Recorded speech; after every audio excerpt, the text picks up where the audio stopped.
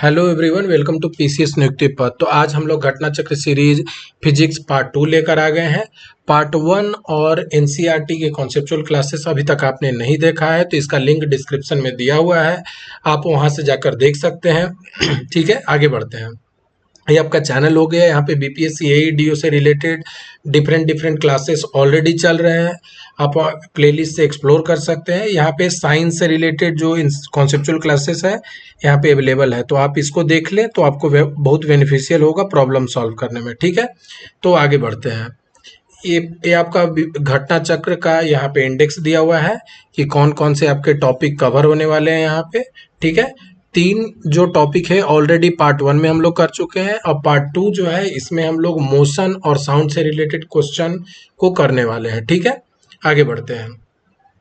यहाँ पे देख रहे होंगे आपका पहला क्वेश्चन है, who among the following anticipated Newton by declaring that all thing gravitate to the earth. तो न्यूटन से पहले कौन जो भारतीय साइंटिस्ट था जिसने जो है ग्रेविटेशन के कॉन्सेप्ट को दिया था कि अगर कोई भी चीज गिरती है तो धरती पे क्यों आती है? तो न्यूटन ने दिया था 16वीं ईस्वी में। उससे पहले कौन दिया था? तो ये कौन थे?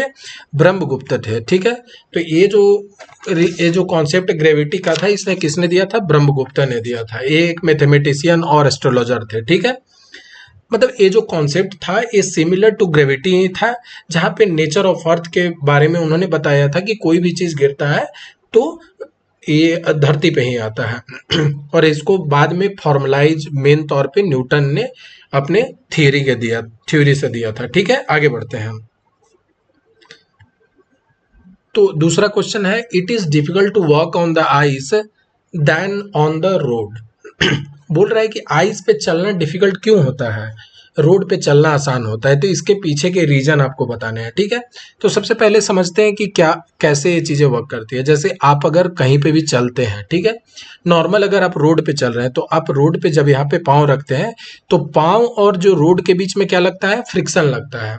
जैसे आपने पाँव को रखा तो यहाँ पे फ्रिक्शन जनरेट होता है, जिसके कारण आपका जो पैर है वहां पे पैर को ग्रिप मिलता है। ठीक है, तो आप आगे बढ़ पाते हैं। और अगर फ्रिक्शन नहीं होगा, ठीक है, तो आपको पाँव और ये दोनों के बीच में ग्रिप नहीं मिलेगा, तो आप क्या कर जाते हैं? फिसल जाते हैं। तो यही मेन चीज जो है कॉन्सेप्ट होता है आइस के केस में। ठीक है, तो अब ऑप्शन को देख लेते हैं। Ice is harder than the road, ऐसा कोई रिलेटेड कॉन्सेप्ट नहीं है। ठीक है, road is harder than the ice, ice does not offer any reaction when we push it our foot. नहीं, कोई भी चीज किसी पे भी आप अगर पाँव रखेंगे तो रिएक्शन तो आपको मिलने ही वाला है। ठीक है, बट ये फ्रिक्शन जनरेट नहीं होता है आइस के केस में। Ice has lesser friction than the road, ये बिल्कुल ऑप्शन सही है। ठीक है, क्योंकि आइस के केस में क्या होता है, उतना फ्रिक्शन नहीं मिलता है। ठीक है, आगे बढ़ते हैं। नेक्स्ट क्वेश्चन अब आ जाते हैं कि an effective Coriolis force result from. Coriolis force कैसे रिजल्ट होता है, क्यों होता है? ठीक है, तो सबसे पहले अगर आपने पढ़ा होगा तो अर्थ क्या करता है? रोटेट करता है अपने एक्सिस के अबाउट 23.5 डिग्री पे झुका हुआ है। ठीक है, और अर्थ जब रोटेट कर रहा होता है उसके कारण से एक फोर्स जनरेट होता है, उसी को हम लोग बोलते हैं क्या? Coriolis force. तो ये किसके कारण जनरेट होता है? अर्थ के रोटेशन के कारण जनरेट होता है। और इससे रिलेटेड कॉन्सेप्ट आप ज्योग्राफी में पढ़ेंगे, जैसे कि अर्थ जो मूव करता है कोरियोलिस फोर्स के कारण, लू का मूवमेंट हो गया, ओशियन करंट का मूवमेंट हो गया। ठीक है, तो ये सब चीजें ज्योग्राफी में आपको कवर कराया जाएगा। बट ओवरऑल एक किस चीज के कारण होता है? कोरियोलिस फोर्स के कारण होता है। ठीक है, जो कोरियोलिस फोर्स किसके कारण होता है? अर्थ के रोटेशन के कारण होता है। आगे बढ़ते हैं, नेक्स्ट क्वेश्चन की तरफ आते हैं। Cycle and car used ball bearing. Ball bearing cycle और कार में यूज क्यों होता है? सबसे पहले समझ लेते हैं कि जो साइकिल और कार या आप बाइक कोई भी चीज यूज करते हैं उसमें बॉल बेयरिंग का क्यों यूज होता है? जैसे कि आप अगर देख लें कि ये आपका चक्के का एक्सल हो गया, ठीक है, और ये आपका हाउसिंग से कनेक्टेड होता है, और ये आपका पूरा ऊपर से और चक्का रहता है। आपने देखा होगा यहाँ पे नट जो है कसे हुए रहते हैं। ठीक है, ये आप पूरा देख रहे होंगे, यहाँ पे जो है नट बोल्ट से कसा हुआ रहता है। ये एक्सल जो होता है ये दूसरे साइड से कनेक्टेड होता है, दूसरे चक्के से कनेक्टेड होता है। अब क्या होता है, हाउसिंग और इसके बीच में छोटे छोटे बहुत सारे बॉल बेयरिंग दिए हुए होते हैं। ठीक है, ये बॉल बेयरिंग दिया होता है। अब देखिए बॉल बेयरिंग से क्या होता है, अगर आपका बॉल बेयरिंग दिया हुआ है तो सरफेस एरिया कम हो जाता है। ठीक है। और सरफेस एरिया कम होगा तो आप पे क्या होगा, सरफेस एरिया कम होगा तो फ्रिक्शन कम जनरेट होगा, तो बाइक को कम एनर्जी खर्च करना पड़ेगा, ठीक है। तो ये कॉन्सेप्ट होता है। और अगर मान लिए कि यहाँ पे बॉल बियरिंग नहीं रहेगा तो आप अगर देख लेंगे कि पूरा कनेक्टेड होगा तो इस सरफेस एरिया क्या होता है, यहाँ पे बढ़ जाता है, ठीक है। और जब बॉल बियरिंग डालते हैं तो देखिए यहाँ पे बीच बीच में स्पेस हो जाता है, तो जिसके कारण से सरफेस एरिया क्या हो जाता है, इसका डिक्रीज हो जाता है, ठीक है। ये आपका कॉन्सेप्ट हो गया। अब आप ऑप्शन को देखते हैं क्या दिया हुआ है, the actual area of contact between the wheel and the axle is increase, नहीं वहां तो डिक्रीज हो जाता है, ठीक है। तो ये ऑप्शन तो नहीं हो सकता है। Effective area of contact between the wheel and the axle is increase, increase तो नहीं हो सकता है, क्योंकि जब भी आपका अगर सरफेस एरिया इंक्रीज हो जाएगा तो ज्यादा रिएक्शन, ज्यादा फ्रिक्शन लगेगा, और फ्रिक्शन ज्यादा लगेगा तो that we can not afford, ठीक है, क्योंकि फ्यूल ज्यादा खर्च होंगे वहां पे। तीसरा ऑप्शन को पढ़ते हैं, the effective area of contact between the wheel and the axle is reduced, क्या हो जाता है, इफेक्टिव एरिया रिड्यूस हो जाता है, जिसके कारण से फ्रिक्शन क्या होता है, कम लगता है, ठीक है। तो ये आपका ऑप्शन सी करेक्ट होगा, ठीक है।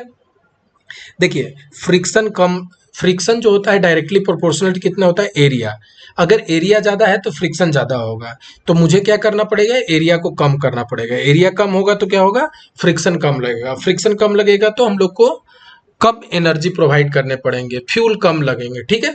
तो कॉन्सेप्ट आपको इसी तरह से समझने हैं, ठीक है।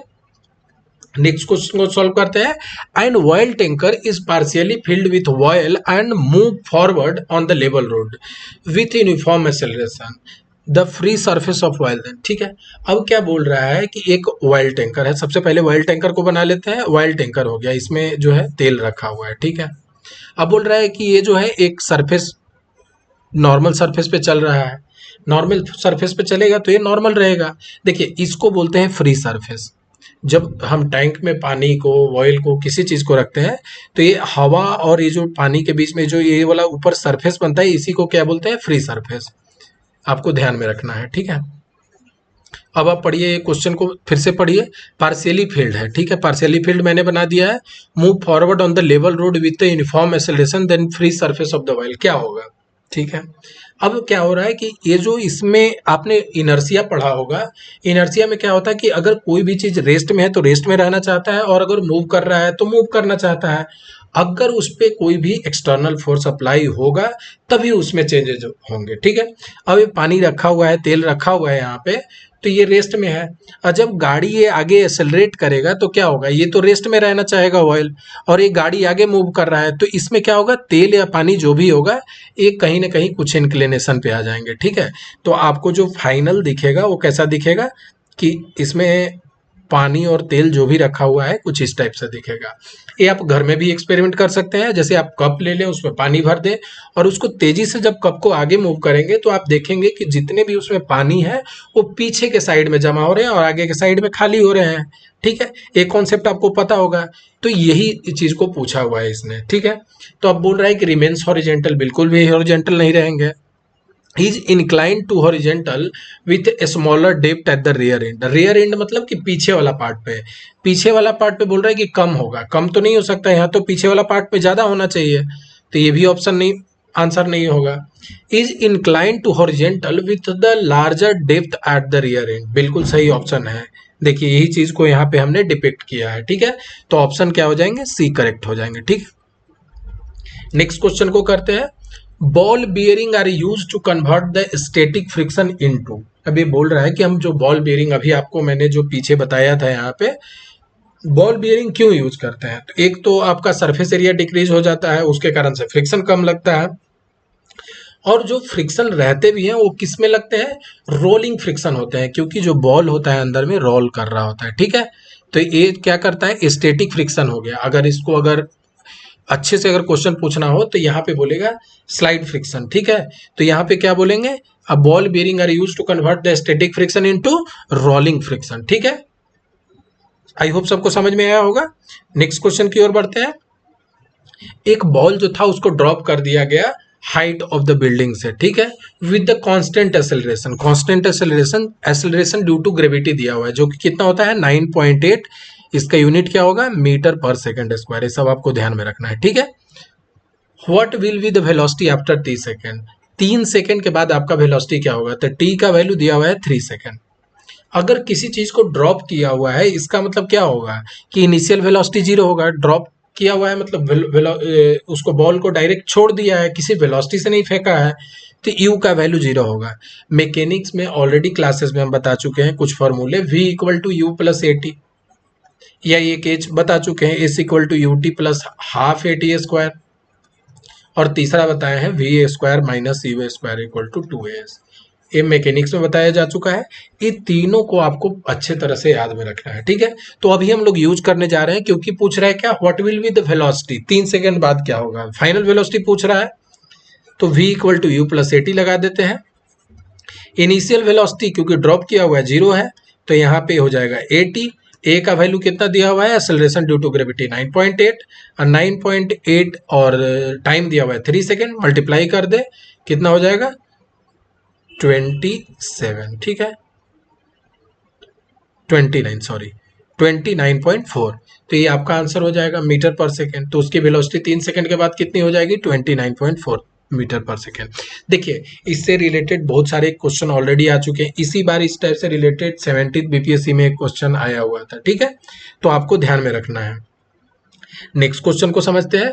The working principle of the washing machine. Washing machine जो होता है किस प्रिंसिपल पे वर्क करता है, ये भी आपको क्लास में करा दिया जा चुका है। किस प्रिंसिपल पे वर्क करता है, सेंट्रीफ्यूगेशन पे वर्क करता है। देखिए सबसे पहले समझ लीजिए कि कोई भी चीज आपने अगर वॉशिंग मशीन देखा होगा, तो जब वो उसमें कपड़े डालते हैं और स्विच को ऑन करते हैं, तो अंदर में क्या करता है, वो रोटेट करता है, ठीक है। उसमें पानी सर्फ जो भी डाल देता है उसके बाद वो रोटेट करता है। तो कैसे वर्क करता है, जैसे मान लेते हैं कि ये आपका वॉशिंग मशीन है, ऐसा ही कुछ होता है ना, और इसमें आपने कपड़े को डाल दिया, इसमें पानी डाल दिया, सर्फ डाल दिया, तो ये ऐसा हो गया, ठीक है। अब ये तेजी से रोटेट करता है, तो तेजी से रोटेट करता है, तो अब कोई भी चीज अगर सर्कल में रोटेट कर रहा है तो क्या उस पर एक सेंट्रीफ्यूगल फोर्स लगेगा और सेंट्रीपिटल फोर्स बिल्कुल लगेगा। तो अब क्या होता है कि जो भारी वस्तु है इसमें, जो जैसे मान लिया कि पानी जो होता है भारी होता है, तो ठीक है, तो ये सेंटर की ओर रहता है, ठीक है। और जो कपड़े होते हैं उसको क्या करता है, बाहर की ओर फेंकता है, ठीक है। ये जब कोई भी चीज, क्योंकि वहां पे सेंट्रीफ्यूगल फोर्स लग रहा है, तो जिसके कारण से पानी और ये क्या बोलते हैं, पानी और कपड़े दोनों के बीच में एक बहुत ही ज्यादा मूवमेंट होता है। तो उससे क्या होता है, वो जो एजिटेशन होता है वहां से कपड़े साफ होते हैं, ठीक है। तो ये कौन से प्रिंसिपल पे वर्क कर रहा है, सेंट्रीफ्यूगेशन। सेंट्रीफ्यूगेशन कब लगता है, कोई भी चीज सर्कल में मूव करता है तो एक बाहर की ओर जो फोर्स लगता है उसी को बोलते हैं सेंट्रीफ्यूगल फोर्स, ठीक है। और अंदर की ओर लगता है उसको क्या बोलते हैं, सेंट्रीपिटल फोर्स, ठीक है। तो आपको ध्यान में रखना है कि किस कॉन्सेप्ट के कारण होता है, सेंट्रीफ्यूगेशन के कारण होता है। अब नेक्स्ट क्वेश्चन को समझते हैं। The separation of cream from the milk bye churning. अब जब हम लोग दूध जो होता है उसको, उससे जब क्रीम निकालते हैं वो कौन सा प्रोसेस से अलग होता है, अगेन ये भी सेंट्रीफ्यूगेशन से ही होता है, ठीक है, सेंट्रीफ्यूगल फोर्स से। अगेन क्या करते हैं, उसको मूवमेंट कराते हैं हम, मूवमेंट कराएंगे। ये भी अगर मान लेते हैं कि इसमें दूध रखा हुआ है और इसमें तेजी से मूवमेंट कराया जाता है, मूवमेंट कराएंगे तो क्या होगा, जो क्रीम और जो फैट हेवी पार्टिकल होते हैं वो क्या हो जाएंगे, सेंटर की तरफ आ जाएंगे, और बाकी जो हल्के क्रीम जो होते हैं वो कहाँ पे चले जाएंगे, ये जाके सरफेस पे लग जाएंगे। और क्यों सरफेस पे चले जाते हैं, सेंट्रीफ्यूगल फोर्स के कारण। और फिर क्या करते हैं हम लोग, यहाँ से कलेक्ट कर लेते हैं क्रीम को और फिर घी बनाते हैं, डिफरेंट डिफरेंट जो वस्तु बनाते हैं, ठीक है, खाने के पदार्थ बनाते हैं। तो ये कौन कॉन्सेप्ट पे वर्क करता है, सेंट्रीफ्यूगल फोर्स पे वर्क करता है, ठीक है। आगे बढ़ते हैं। If an apple is release from the orbit of the space piece it will. अब क्या बोल रहा है कि अगर मैं एप्पल को रिलीज कर दूं स्पेसशिप से। स्पेसशिप क्या होता है, अर्थ से 300-400 किलोमीटर ऊपर एक इंटरनेशनल स्पेस स्टेशन है, ये आपको पता होगा, ठीक है। जैसे ये अर्थ है ना, तो अर्थ से 400 किलोमीटर ऊपर एक इंटरनेशनल स्पेस स्टेशन है। और ये क्या कर रहा था, ये तेजी से घूम रहा होता है, रिवॉल्व कर रहा था अर्थ के अराउंड, ठीक है। ये होता है आपका स्पेसशिप। यहीं पे तो अभी गए थे, क्या नाम है, सुधांशु शुक्ला गए थे, ठीक है। तो यहीं पे उन्होंने कुछ कुछ एक्सपेरिमेंट किया था। तो इसी आईएसएस की बात कर रहा है कि अगर वहां से हम एप्पल को अगर रिलीज करेंगे तो एप्पल किधर आएगा, धरती पे आएगा या रोटेट करेगा, क्या होगा। तो जब भी हम इसको रोटेट करेंगे ना, तो यहाँ पे क्या होता है, वैक्यूम है, यहाँ पे आपको क्या माइक्रो ग्रेविटी होता है, बिल्कुल ग्रेविटी तो बिल्कुल जीरो होता है। इसके कारण से क्या होता है, तो ये जो चीजें हैं ये अर्थ जैसे अगर रिलीज होगा तो स्पेस जो स्पीड से मूव कर रहा है ये भी उसी स्पीड से रोटेट करेगा अर्थ को, ठीक है।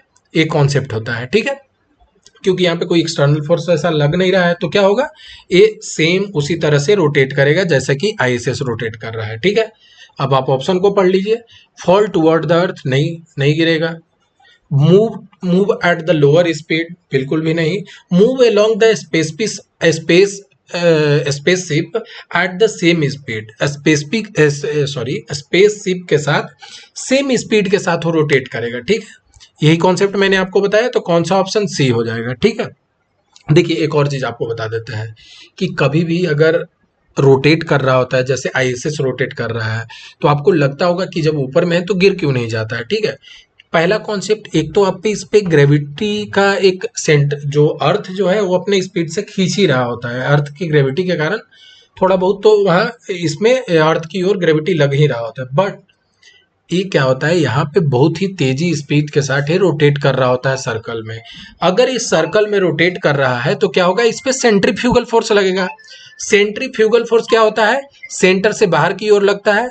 अगर कोई चीज सेंटर के, अब जैसे आप देख लीजिए कि ये आपका आईएसएस हो गया, एक फोर्स सेंटर से बाहर लग रहा है और एक फोर्स क्या लग रहा है, ग्रेविटी के कारण सेंटर के अंदर लग रहा है, तो दोनों आपस में बैलेंस हो जाते हैं, इसी कारण नहीं गिरते हैं। अगर इनका जिस स्पीड से रोटेट कर रहे हैं, अगर ये कम हो जाएगा तो धरती पे आ जाएंगे, और अगर बहुत ज्यादा स्पीड बढ़ेगा तो ये वाला जो बाहर फोर्स है ये बढ़ जाएगा, तो ये अपने ऑर्बिट से बाहर चले जाएंगे, ठीक है। एक कॉन्सेप्ट से रिलेटेड प्रॉब्लम को अभी हम लोग कराने वाले हैं, इसीलिए मैं क्या कर रहा हूँ, अभी आपको कॉन्सेप्ट को बता दिया, ठीक है। आई होप सबको समझ में आया होगा। दो कॉन्सेप्ट बताया, सेंट्रीपिटल फोर्स और सेंट्रीफ्यूगल फोर्स। सेंट्रीपिटल फोर्स के कारण अंदर लग रहा है और बाहर लगता है सेंट्रीफ्यूगल के कारण। और एक अर्थ जो होता है इसका कुछ न कुछ तो ग्रेविटी रहता है, माइक्रोग्रेविटी जिसको बोलते हैं इस पॉइंट पे, तो वो भी अर्थ अपने साइड में खींच रहा होता है, ठीक है। आई होप सबको इतना कॉन्सेप्ट आता होगा, ठीक है। आगे बढ़ते हैं नेक्स्ट क्वेश्चन की ओर। अब एक लीनिंग टावर ऑफ पीसा दिया हुआ है, डज नॉट फॉल। एक लीनिंग टावर ऑफ पीसा है, अगर किसी ने नहीं देखा होगा तो आप यूट्यूब पे जाकर और गूगल से उसका वीडियो देख सकते हैं। ये कहाँ पे है, इटली में है। ये आई थिंक 1200 ईस्वी के आसपास बना था। It is one of the engineering Marvel, ठीक है। तो जैसे आप देखेंगे कि लीनिंग टावर ऑफ जो पीसा है ना, नाम से ही पता चल रहा है कि ये कुछ इस तरह से क्या है, इंक्लाइंड है, वो कुछ एंगल पे जो है ना झुका हुआ है, ठीक है। झुक गए हैं because of the differential settlement, आपको नहीं जानना है वो, ये झुका हुआ है, ठीक है। तो बोल रहे हैं कि गिरता क्यों नहीं है, तो ये क्या होता है ना, इसका जो सेंटर ऑफ ग्रेविटी का जो लाइन ऑफ एक्शन है ये इसके बेस के अंदर में आता है, ठीक है। अगर ये वाला बेस से बाहर अगर कहीं यहाँ पे रहता ना, तो यहाँ पे ये जो टॉर्क लगता है जिसके कारण से क्या कर जाता है, फॉल डाउन कर जाता है, ठीक है, ठीक है। तो आपको क्या हो रहा है, तो यहाँ पे जो इसका बेस है इसी के लाइन ऑफ एक्शन के अंदर आता है, जिसके कारण से रोटेट नहीं करता है, टॉपल नहीं होता है, ठीक है। तो ऑप्शन को पढ़ते हैं। It is tempered at the top, नहीं, टेम्पर्ड मतलब होता है कि ऊपर की ओर पतला है, ऐसा बिल्कुल भी नहीं है, ठीक है। एक कहीं ना कहीं वो भी एक यूनिफॉर्म है, आप वीडियो को देखिएगा या आप ऑनलाइन इसको देख सकते हैं। It cover the large base area, ठीक है। इससे क्या फर्क पड़ता है, its centre of gravity remain at the lowest position. ये बोल रहा है कि सेंटर ऑफ ग्रेविटी नीचे होता है, ठीक है, बट ये भी रीजन नहीं है। क्या है, vertical line through is the centre of gravity of the tower falls with in the base. ये बेस के अंदर में आता है, ठीक है, बेस के अंदर में आता है, जिसके कारण से क्या होता है, स्टेबल होता है, ठीक है। तो इसका आंसर क्या हो जाएगा, डी हो जाएगा। आई होप सबको समझ में आ रहा होगा। अब नेक्स्ट क्वेश्चन की ओर जाते हैं। अब यहाँ पे क्वेश्चन पूछ रहा है कि astronaut in space can not stand erect, this is because, कि जो स्पेस में कोई भी इंसान जो है खड़ा क्यों नहीं होता है। आपने देखा होगा आईएसएस पे लोग जाते हैं तो they are keep on floating, वो फ्लोट कर रहे होते हैं एक तौर पे, वो स्टैंड स्टिल नहीं खड़े हो पाते हैं, ठीक है। अगर हम धरती पे आराम से खड़े हो पा रहे हैं, इसका रीजन क्या है, अगर कोई भी इंसान जो है धरती पे खड़ा है, ठीक है, यहाँ पे खड़ा है, एक किस रीजन से खड़ा है, बिकॉज ऑफ द ग्रेविटी, क्योंकि धरती जो है अपनी ओर खींच रहा होता है हर वस्तु को। तो यहाँ पे क्या, अब अगर वहां पे ग्रेविटी नहीं है, माइक्रो ग्रेविटी है जो कि बहुत कम होता है, तो उसके कारण से क्या होता है, ये नीचे ऐसे उनको स्टेबल रखने के लिए कोई फोर्स नहीं है, तो ये क्या कर रहे थे, फ्लोट कर रहे होते हैं, ठीक है। तो इसका ऑप्शन क्या हो जाएगा, because there is no gravity, ठीक है। आई होप सबको ये चीज समझ में आ रहा होगा, ठीक है। नेक्स्ट क्वेश्चन को करते हैं। If the distance between earth sun were twice then sorry if the distance between earth and the sun were twice what it is now, then the gravitational force exerted on earth by the sun would be। देखिए, आपको मैं gravitation में already बता चुका हूं कि कोई भी दो बॉडी है उसमें क्या होता है, एक फोर्स लग रहा होता है, ठीक है। तो जैसे मान लेते हैं कि ये सन हो गया, ये मून हो गया, या अर्थ हो गया। अब सन अर्थ दोनों के बीच में ग्रेविटेशनल फोर्स, एक दूसरे को ये खींच रहे होते हैं, ठीक है। तो अब दोनों के बीच में, अब दोनों के बीच में फोर्स क्या लगेगा, तो इसका मैंने एक फॉर्मूला बताया था आपको, क्या था, capital G m1 m2 divided by R square, ठीक है। ये फोर्स लगता है। आर क्या होता है, दोनों के बीच में डिस्टेंस होता है, ठीक है। तो अभी क्या फोर्स लग रहा है, G M M by R square. अगर बोल रहा है कि मैं इसका जो दूरी है वो दोगुना हो जाए, मतलब कि अर्थ सन से जितना अभी दूर है इससे दोगुना दूर पे रहता तो कितना फोर्स लगता, ठीक है। तो जी m1 m2 divided by 2r का होल स्क्वायर, तो यहाँ पे 2r कर दें आप होल स्क्वायर। तो जब 2r कर रहे हैं तो ये क्या हो जाएगा, जी m1 m2 divided by 4r square. तो आप देख रहे हो कि पहले f लग रहा है, G M M by R square लग रहा है, अब कितना लग रहा है, जी m1 m2 divided by 4r square. तो कितना हो गया, 4 गुना कम हो गया, ठीक है। 1/4 of what it is now. पहले जितना लग रहा था उससे कितना लग रहा है, 1/4। देख रहे हैं ना, 1/4 का फैक्टर आ गया। तो आपका कौन सा ऑप्शन हो जाएगा, 1/4 of what it is now. अगर दूरी बढ़ जाएगा, अगर 2 गुना, तो कितना लगेगा, 1/4 of what it is now, ठीक है। ये आपको कॉन्सेप्ट क्लासेस में भी बता चुके हैं, यहाँ पे भी बता दिया। आगे बढ़ते हैं। The two ball of iron and would of the same wait drop from the same height in the air, ठीक है। तो बोल रहा है कि एक अगर आयरन का आप टुकड़ा ले ले और एक लकड़ी का टुकड़ा ले ले, तो दोनों में कौन सबसे पहले आएगा, ठीक है। सेम वेट है दोनों का।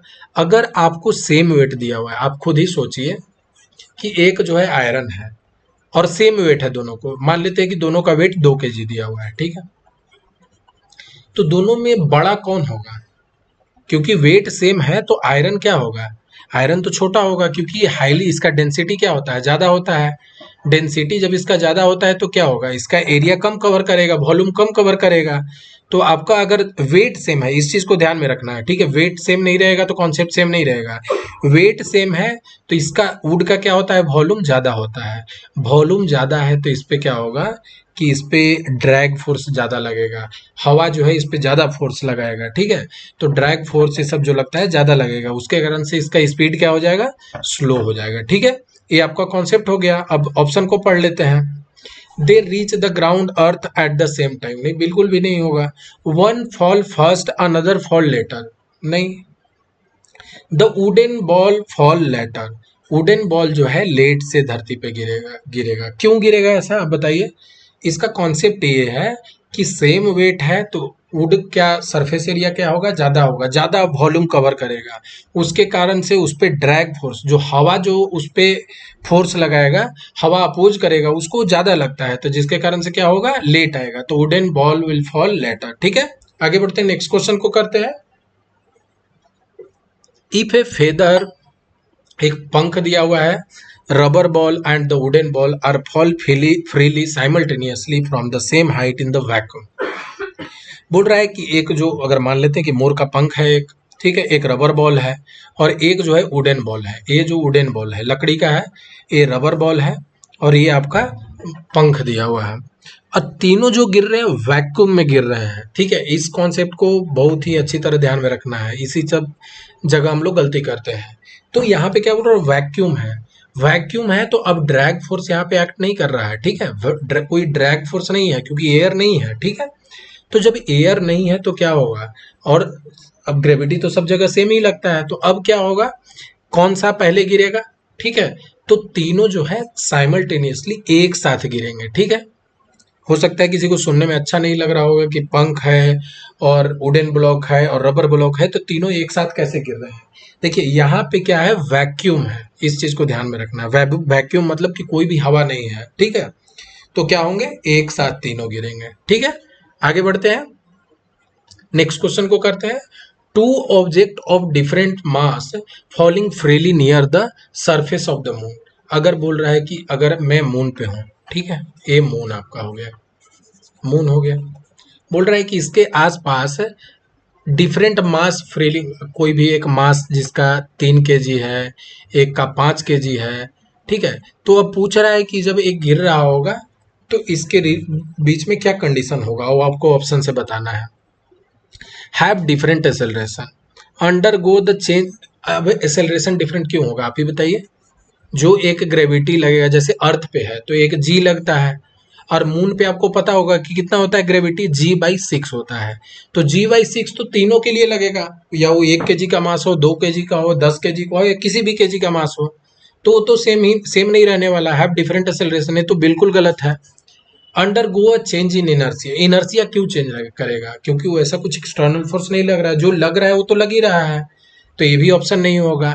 Have the same velocity at any instant, ठीक है, बिल्कुल सही बात है ये ऑप्शन। कैसे है सेम वेलोसिटी, कैसे होगा, जैसे अगर कोई भी चीज अगर सेम मास का गिर रहा है, देखिए आपको मैंने बताया था मैकेनिक्स में, V = U+AT हो गया, ये मास पे तो डिपेंडेंट नहीं है, ये सिंपल किस चीज पे डिपेंडेंट होता है, इनिशियल वेलोसिटी पे, एक्सेलरेशन पे और टाइम पे।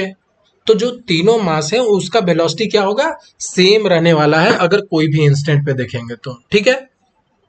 ठीक है, आगे बढ़ते हैं नेक्स्ट क्वेश्चन की ओर। ये सब आपको बीपीएससी का क्वेश्चन है, ऑलरेडी आ चुका है, ठीक है, तो आपको ध्यान में रखना है, क्योंकि एग्जाम में ये सब से रिलेटेड कॉन्सेप्ट पूछे जाना बहुत ही वेरी लाइकली है, ठीक है। आगे बढ़ते हैं। Wait of the human body, अगर कोई ह्यूमन है उसका वेट धरती पे सब जगह सेम होगा या अलग अलग होगा, ठीक है। पहले इस कॉन्सेप्ट को समझते हैं कि ऐसा क्यों होता है। देखिए, ये आपका अर्थ हो गया, ठीक है। अभी यहाँ पे तो स्पेस नहीं है, अगर मैं इसको इरेज कर पाऊँ तो एक बार इरेज कर देता हूँ, ताकि आपको समझने के लिए आसानी होगा। पर ठीक है, इरेज नहीं हो रहा है तो मैं आपको एक छोटा सा कॉन्सेप्ट यहाँ बता देता हूँ।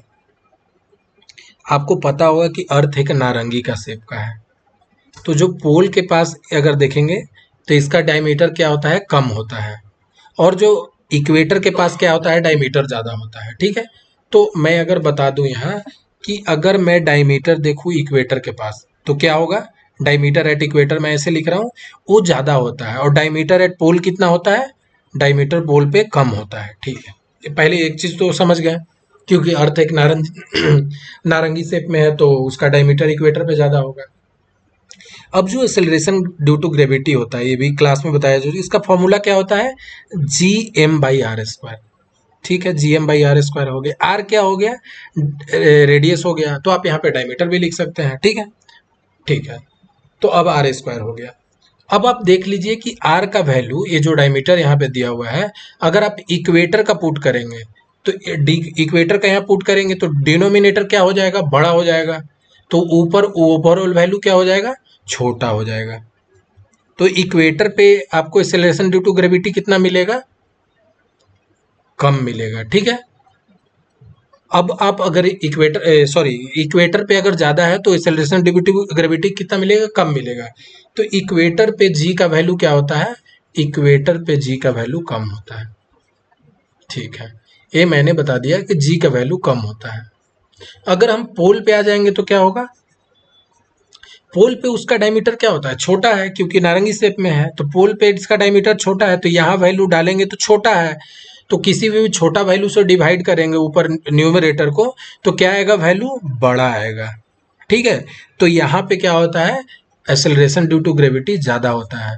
अब जब एक्सेलरेशन ड्यू टू ग्रेविटी जहाँ पे ज़्यादा होगा वहाँ पे वेट आपको ज़्यादा महसूस होगा, ठीक है।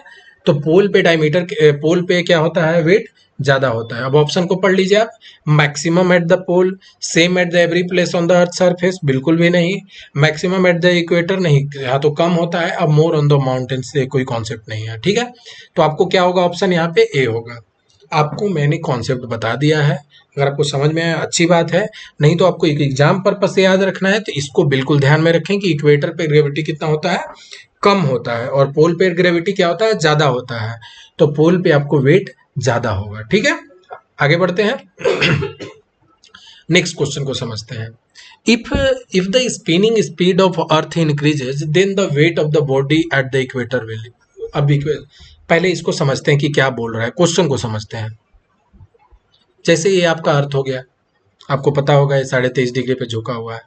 अभी अर्थ क्या कर रहा होता है, खुद रोटेट कर रहा होता है, 24 घंटा में लगभग एक बार रोटेट कर जाता है वो, ठीक है। तो 24 आवर में ये एक बार खुद के एक्सिस पे रोटेट कर जाता है। इसकी कुछ रोटेट होने की स्पीड रही होगी, ठीक है। तो लेट अस अज्यूम कि कुछ स्पीड से ये रोटेट कर रहा होगा, ठीक है। अब बोल रहा है कि जिस स्पीड से रोटेट कर रहा है वो इंक्रीज हो जाए तो उसका वेट क्या होगा इक्वेटर के पास। ये आपका इक्वेटर हो गया, ठीक है। अब मैंने अभी आपको बताया था एक सेंट्रीफ्यूगल फोर्स, सेंट्रीफ्यूगल फोर्स, ठीक है, जो सेंटर से बाहर की ओर लगता है। कोई भी चीज अगर रोटेट कर रहा है उस पर एक सेंट्रीफ्यूगल फोर्स लगेगा जो बाहर की ओर। और यहाँ पे acceleration due to gravity G जो है अर्थ अपने साइड खींच रहा होता है, तो जी जो है अपने साइड खींच रहा है और ये हो गया आपका सेंट्रीफ्यूगल फोर्स जिसको हम एफ से डिनोट कर रहे हैं, ठीक है। तो जब आप जिस स्पीड से पहले रोटेट कर रहे हैं अगर वो स्पीड बढ़ जाए तो सेंट्रीफ्यूगल फोर्स क्या होगा, बढ़ जाएगा।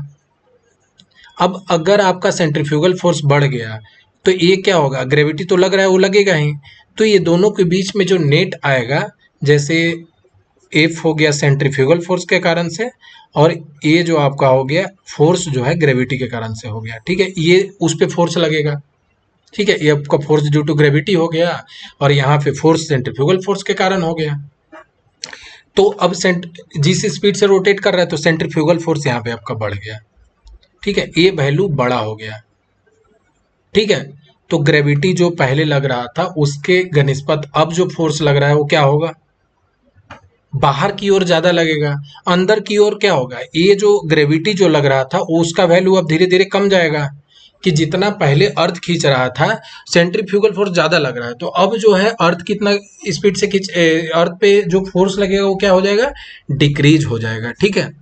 जैसे आप अगर समझ लीजिए कि दो लोग आपस में रस्सी को खींच रहे हैं और एक बंदा ज्यादा स्पीड से ज्यादा बल के साथ वो खींच देता है तो क्या होगा, आप उसकी तरफ खींचे चले जाएंगे। तो वैसे ही ये बात है कि सेंट्रीफ्यूगल फोर्स जो लग रहा है वो अब ज्यादा हो जाएगा, ग्रेविटी इधर लग रहा है तो वेट किसके कारण होता है, ग्रेविटी के कारण होता है। तो अब क्या हो जाएगा आपका, यहाँ पे वेट उसका कम महसूस होगा, ठीक है। आई होप सबको समझ में आया होगा। नेक्स्ट क्वेश्चन को सॉल्व करते हैं।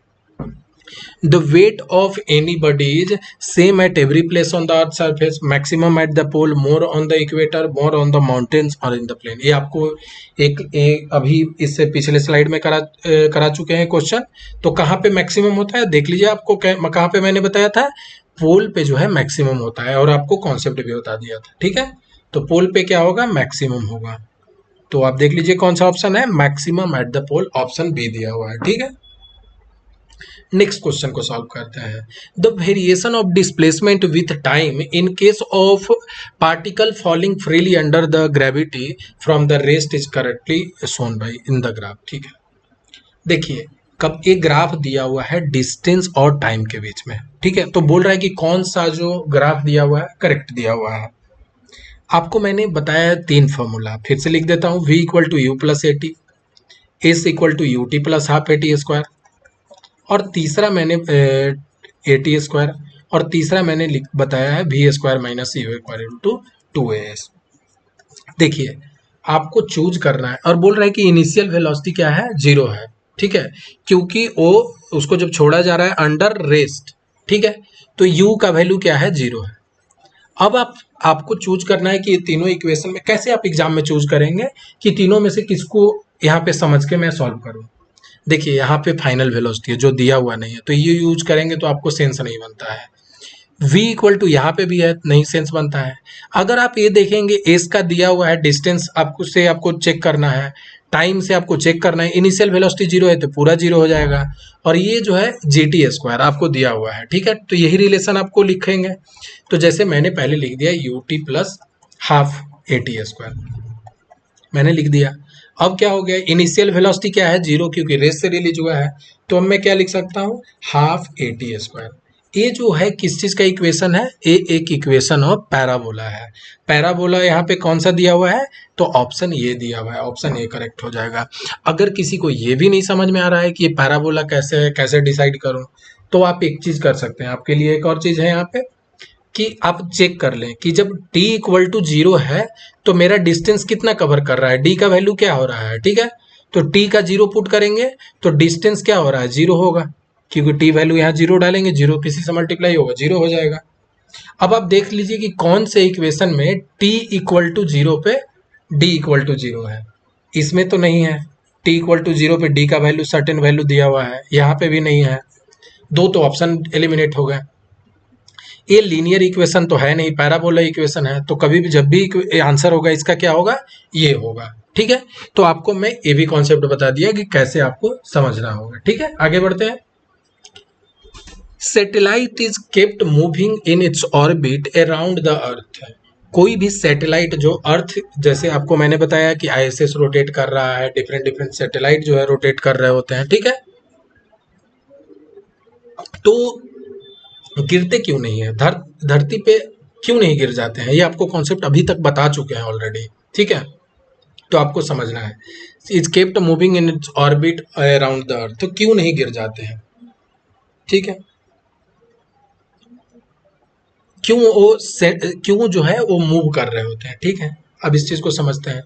यहाँ पे दिया हुआ है सेंट्रीफ्यूगल फोर्स, दूसरा दिया हुआ है सेंट्रीपिटल फोर्स, तीसरा हो गया ग्रेविटी फोर्स और लैक ऑफ इट, और चौथा हो गया सम अदर फोर्सेस। आप पहले सैटेलाइट बना लें, यहाँ पे ये सैटेलाइट है, ऑर्बिट कर रहा है किसको, अर्थ को, ठीक है। तो ये कुछ स्पीड से मूव कर रहा है और ये गोल गोल इससे घूम रहा है, ठीक है। अब जब ये घूम रहा है तो एक तो मैंने बताया ऑलरेडी कि एक सेंट्रीपिटल फोर्स लग रहा होता है, ठीक है, ठीक है। Satellite is kept moving in its orbit around the earth due to, अब किसके कारण घूम रहा है, ये एक सेंट्रीपिटल फोर्स लग रहा होता है, जिसके कारण से क्या हो रहा है, सर्कल में घूम रहा होता है, और एक सेंट्रीफ्यूगल। तो क्या हो रहा है कि कभी भी ये जो फोर्स होता है ये एक बैलेंस बनाता है। तो जो सेंट्रीपिटल फोर्स जो लग रहा है इसके कारण से क्या कर रहा होता है, वो ऑर्बिट में घूम रहा होता है, ठीक है। अगर सेंट्रीपिटल फोर्स नहीं लग रहा होगा तो क्या होगा, अब मान ले कि ये फोर्स नहीं लग रहा है, तो जो सेंट्रीफ्यूगल फोर्स लग रहा है उसके कारण ये बाहर चला जाएगा, ठीक है। तो ये अपने ऑर्बिट में अर्थ को क्यों घूम रहा होता है, किसके कारण से, सेंट्रीपिटल फोर्स के कारण से। आई होप सबको समझ में आया होगा ये कॉन्सेप्ट। अगर सेंट्रीपिटल फोर्स नहीं लगेगा तो कहाँ चला जाएगा, ये अपने ऑर्बिट से, जिस ऑर्बिट में रोटेट कर रहा है इससे बाहर चला जाएगा। तो इसको जो इंटैक्ट रहता है कि अपने सर्कल में घूम रहा है, किसके कारण से, सेंट्रीपिटल फोर्स के कारण से। नेक्स्ट क्वेश्चन को करते हैं। The earth travel in its orbit at a speed of approx 4400 kilometre per hour, मतलब कि एक घंटा में 4400 किलोमीटर अर्थ जो है अपने ऑर्बिट पे घूमता है। Why do we not feel the high speed. अब जैसे मैं ये बोल रहा हूँ कि हम लोग को जैसे अर्थ अगर रोटेट कर रहा है तो हम लोग महसूस क्यों नहीं करते हैं कि अर्थ इतना तेजी से रोटेट कर रहा है, ठीक है। देखिए इसका सिंपल कॉन्सेप्ट मैं बता रहा हूँ।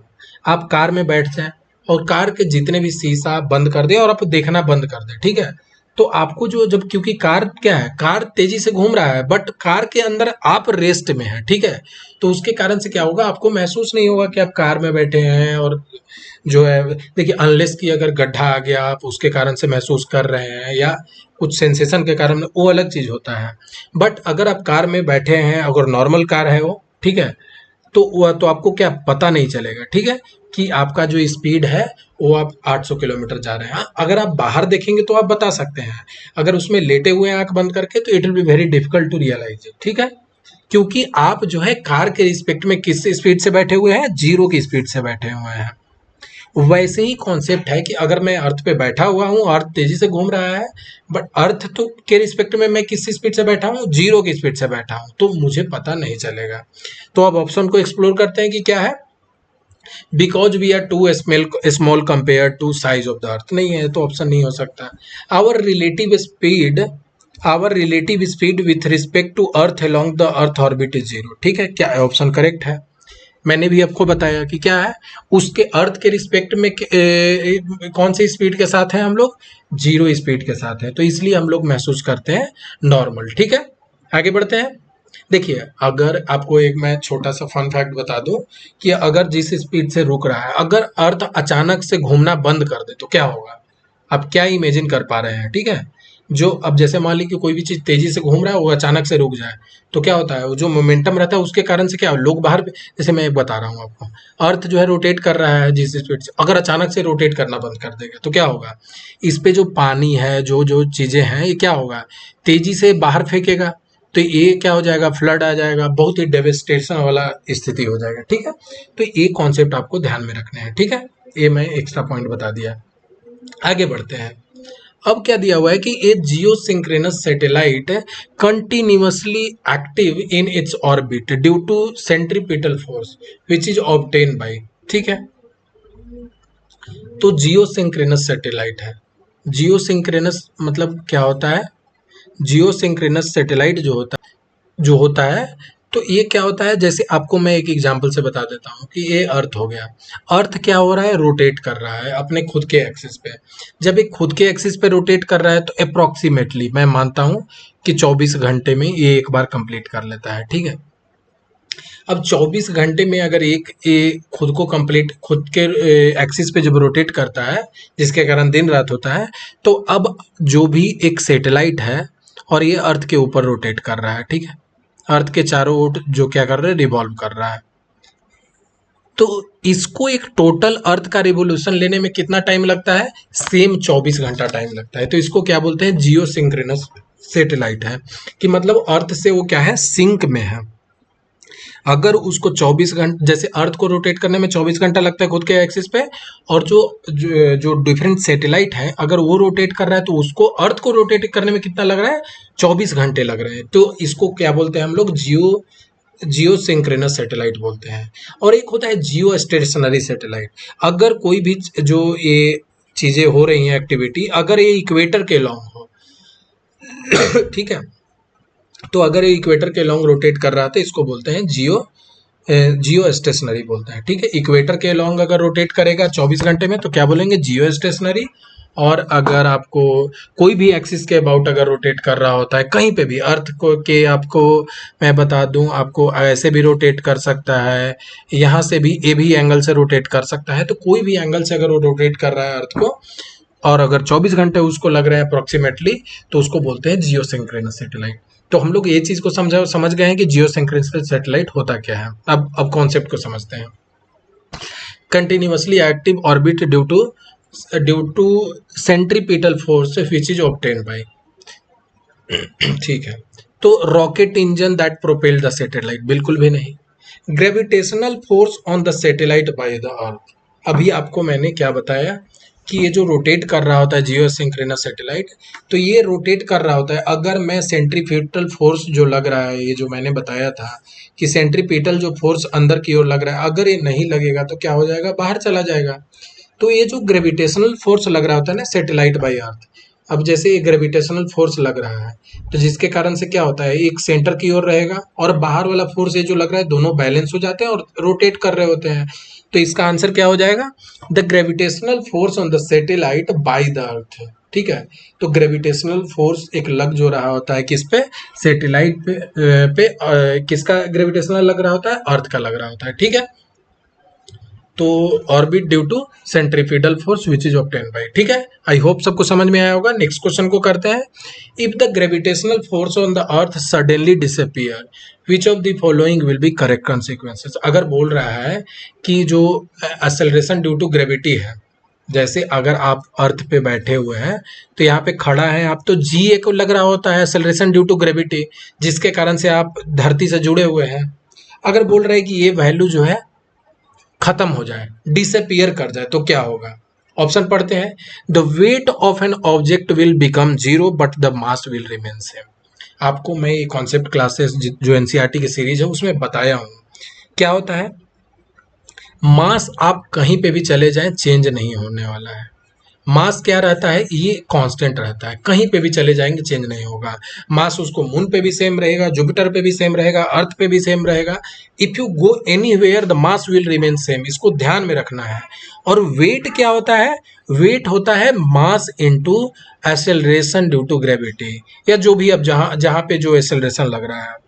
तो अब अगर वेट जो होता है mg लगेगा, अगर g का वैल्यू अगर जीरो हो जाए, डिसअपियर कर जाए, तो वेट क्या हो जाएगा, जीरो हो जाएगा।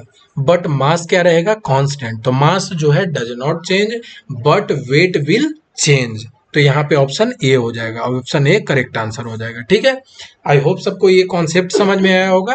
बिल्कुल से ध्यान में रखना है, बहुत ज्यादा इससे रिलेटेड क्वेश्चन पूछे जाते हैं। नेक्स्ट क्वेश्चन को सॉल्व करते हैं। The artificial satellite orbiting around the earth does not fall down, this is so because the attraction of the earth. ठीक है, अभी आपको मैंने इससे रिलेटेड 3-4 प्रॉब्लम करा चुका हूं। ठीक है, ये आपको खुद से आना चाहिए। अब कैसे, ऑप्शन को पढ़ते हैं। Does not exist at such distance, बिल्कुल गलत है। It neutralise by earth attraction of the moon, moon से यहाँ कोई रिलेशन नहीं है। Provide the necessary speed for its speedy motion, ये भी कॉन्सेप्ट नहीं रिले। देखिए, आपको सबसे पहले क्या होता है ना कि कोई भी अगर आप 4 ऑप्शन देखेंगे उसमें 2 ऑप्शन तो बिल्कुल ही बेकार होता है, जो आप डायरेक्ट एलिमिनेट कर सकते हैं। एक ऑप्शन से आपको थोड़ा डील करना पड़ता है। क्या बोल रहा है कि अर्थ डज नॉट फॉल डाउन, क्यों, the artificial satellite orbiting around, जैसे वही है कि अगर अर्थ है, सैटेलाइट मूव कर रहा है, तो अर्थ पे क्यों नहीं गिर जाता है। ठीक है, तो इसको क्या मिलता है, provide the necessary acceleration for its motion. ठीक है, तो this is so because the attraction of the earth. इससे क्या, मैंने क्या बताया था आपको, ये एक ग्रेविटी के कारण ये सेंट्रीपिटल फोर्स हो गया, और एक जो बाहर की ओर लग रहा था, और ये दोनों बैलेंस होके अपना सर्कल में घूम रहा होता है। ठीक है, तो provide the necessary speed for steady motion नहीं, किस चीज को क्या प्रोवाइड किया जाता है, नेसेसरी एक्सेलरेशन। एक्सेलरेशन के कारण ही तो फोर्स लगता है ना, F equal to mass into acceleration. ठीक है, तो ऑप्शन क्या हो जाएगा, डी हो जाएगा। नेक्स्ट क्वेश्चन को करते हैं। The time period of the pendulum. Again time period अगर आपने नहीं पढ़ा होगा, जैसे मान लेते हैं कि एक पेंडुलम है और ये रोटेट कर रहा है, घड़ी में आपने कहीं कहीं देखा होगा पेंडुलम, तो ये यहाँ पे आएगा और फिर उसके बाद राइट साइड में आएगा, फिर से लेफ्ट साइड में। एक पूरा साइकिल कंप्लीट होने में जो इसको टाइम लगता है, इसी को बोलते हैं टाइम पीरियड। कि एक बार यहाँ से गया राइट में और फिर से सेम पोजीशन पे आकर पहुंच गया, तो ये जो टाइम पूरा लगता है यहाँ से दो लेफ्ट से राइट एक्सट्रीम को कवर करने में, इसी को क्या बोलते हैं, टाइम पीरियड। तो टाइम पीरियड का फॉर्मूला क्या होता है, T इक्वल टू 2π√L/g। बिल्कुल से आप इसको ध्यान में रखें। अब जो टाइम पीरियड है किस किस चीज पे डिपेंड करता है, किस चीज पे डिपेंड करता है, लेंथ पे डिपेंड करता है और ग्रेविटेशन पे डिपेंड कर रहा है। तो आप बता दीजिए किस पे डिपेंड करता है, तो डिपेंड ऑन द लेंथ। एक और चीज मैं बताना चाहता हूँ कि अगर टाइम पीरियड दिया हुआ है, फ्रीक्वेंसी पूछेगा तो क्या होगा। फ्रीक्वेंसी मैंने आपको बताया है, क्या होता है फ्रीक्वेंसी, फ्रीक्वेंसी इक्वल टू 1/टाइम पीरियड। जितना टाइम पीरियड होता है उसको अगर रिवर्स कर देंगे, डिवाइड कर देंगे टाइम पीरियड से, तो क्या मिल जाता है, फ्रीक्वेंसी। ये भी आपको बताया जा चुका है। ठीक है, तो ये सब आपको ध्यान में रखना है। आपको यहाँ पे फ्रीक्वेंसी भी पूछ सकता था। ठीक है, आगे बढ़ते हैं, नेक्स्ट क्वेश्चन को करते हैं। अब बोल रहा है कि अर्थ एस्केप वेलोसिटीज। देखिए, ये आपको याद रखना पड़ेगा, कितना होता है, 11.2 किलोमीटर पर सेकेंड। अब मैं इससे रिलेटेड कॉन्सेप्ट को अगर आपको बता दूं कि एस्केप वेलोसिटी होता क्या है, what is escape velocity. Escape velocity वो वेलोसिटी होता है जितना अगर कोई भी ऑब्जेक्ट को अगर हम प्रोवाइड कर देंगे तो अर्थ के ऑर्बिट को लीव कर देगा और वह अर्थ से ऊपर चला जाएगा, फिर वो दोबारा कभी अर्थ पे गिरने वाला नहीं है। बस यही कॉन्सेप्ट को ध्यान में रखना है। मैं समझा देता हूं फिर से फिगर से। जैसे कि अर्थ है, अर्थ से अगर मैं रॉकेट को यहां से लॉन्च कर रहा हूं, ठीक है, ये रॉकेट लॉन्च किया, तो जब रॉकेट लॉन्च होता है तो इसको कितना वेलोसिटी देना पड़ता है, एस्केप वेलोसिटी जितना वेलोसिटी देना पड़ता है, जो कि 11.2 होता है। अर्थ के लिए कितना होता है, 11.2 मीटर पर सेकेंड। देखिए, अर्थ के लिए अलग होता है, मून के लिए भी अलग होता है। मून के लिए अप्रोक्सीमेटली आई थिंक 2.4 कम होता है। तो आप अगर इतना इस वेलोसिटी दे देंगे तो वो अर्थ के ऑर्बिट को छोड़ करके चला जाएगा और फिर वो वस्तु दोबारा अर्थ पे नहीं आएगा। ठीक है, तो इसको बोलते हैं एस्केप वेलोसिटी। ठीक है, ये आपको बता दिया, ये आपको ध्यान में रखना है। ठीक है, अब नेक्स्ट क्वेश्चन को करते हैं। What will happen if object is throne into a space with the speed of 8 kilometre पर सेकेंड। अब क्या बोला कि मैं अगर कोई चीज को स्पेस में अगर भेज रहा हूं, उसका स्पीड मैंने कितना दिया, 8 किलोमीटर पर सेकेंड। अभी आपको मैंने क्या बताया कि अगर मैं उसको 11.2 दे देता हूं अर्थ पे, तो एक तो अर्थ के ऑर्बिट को छोड़ देगा और दोबारा लौट करके नहीं आएगा। और यहाँ पे मैं कितना दे रहा हूँ, कम दे रहा हूँ, इसका मतलब कि वो अर्थ पे लौट के आएगा। तो कौन सा ऑप्शन हो जाएगा, it will return to the earth. ठीक है, आई होप ये समझ में आया होगा आपको कॉन्सेप्ट। ठीक है, अगर still if you have any doubt तो आप टेलीग्राम पे मैसेज कर सकते हैं, यूट्यूब के कमेंट सेक्शन में मेंशन कर सकते हैं। ठीक है, आगे बढ़ते हैं। There is no atmosphere on the moon because, अब मून पे आप जाइएगा तो जैसे यहाँ पे हवा है, जो एटमोस्फेयर है ये आपको मून पे नहीं मिलेगा। और क्यों नहीं मिलेगा, ठीक है, इस चीज को समझते हैं। ये भी जो है किससे रिलेटेड है, एस्केप वेलोसिटी से रिलेटेड है। देखिए आपको मैं एक चीज समझा देता हूँ। अब जैसे अर्थ है, ये आपको मून मान लेते हैं कि मून है, तो मून के अराउंड अभी फिलहाल के लिए मान लेते हैं कि यहाँ कोई एक एटमॉस्फेयर रहा होगा। ये प्राइमोडियल डे का बात कर रहे हैं कि पहले रहा होगा। ठीक है, तो ये आपका एटमॉस्फेयर होगा। ठीक है, अब जो हवा जिस स्पीड से एटमॉस्फेयर में आपस में इधर उधर मूव कर रहे होते हैं, इसी को बोलते हैं VRMS। ये आगे कहीं कहीं दिया हुआ है, इसको बोलते हैं रूट मीन स्क्वायर वेलोसिटी। ये किसका स्पीड होता है, ये जो आपस में एटमॉस्फेयर में हवा घूम रहे हैं इनकी स्पीड हो गए VRMS। सिंपली मैं बता रहा हूँ, VRMS दिया हुआ है। अब मून पे क्या होता है कि VRMS क्या है, VRMS is greater than the escape velocity. जो मून का escape velocity I hope 2.4 kilometre है, आप चेक कर लेना। मुझे जहां तक ध्यान में है 2.4 है। ठीक है, तो अब क्या होगा, इसका जो एस्केप वेलोसिटी कितना है, अब इसका VRMS से वैल्यू क्या है, कम है। इसका एस्केप वेलोसिटी जो है वो कम है, और अगर मेरा इसका जो स्पीड है एस्केप वेलोसिटी से ज़्यादा है, इसका मतलब क्या हो जाएगा कि ये अपने एटमॉस्फेयर को छोड़ के मून को निकल जाएंगे। यही चीज़ मून के साथ हुआ है, क्योंकि उसका एस्केप वेलोसिटी कम है, जिसके कारण से अगर आप मान लीजिए कि मून का ग्रेविटी अगर बहुत ज़्यादा होता, अर्थ जितना होता, तो यहाँ पे भी आपको एटमॉस्फेयर देखने को मिल सकता था। ठीक है, अब ऑप्शन को पढ़ते हैं। It is near to the earth, नहीं, इससे कोई रिलेशन नहीं है। It receive the light from the sun, doesn't make any sense. It revolve around the earth, इससे क्या हो जाएगा, ठीक है। The escape velocity of the gas molecule on it is less than the root mean square velocity. इसका जो escape velocity है ये क्या है, रूट मीन स्क्वायर वेलोसिटी से कम है।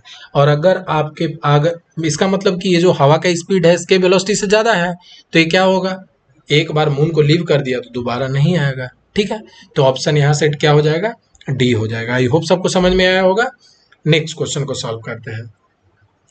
If the spinning speed of the earth increases then the weight of the body at the equator क्या होगा। एक क्वेश्चन ऑलरेडी कराया जा चुका है, तो ये क्या होगा, ऑप्शन इसका डिक्रीज करेगा। अब पीछे के एक ऑलरेडी क्वेश्चन, सेम क्वेश्चन को दोबारा आ गया है। ठीक है, तो ये मैं स्किप कर रहा हूँ क्योंकि ऑलरेडी बता चुका हूँ। आगे बढ़ते हैं, ये भी आपको करा दिया जा चुका है। ठीक है, आई होप ये आपका हम लोग ने सॉल्व किया था, कितना आ रहा था 29.4, रिपीट हो गया है। अब आ जाते हैं साउंड से रिलेटेड कुछ क्वेश्चन है, उसको सॉल्व कर लेते हैं।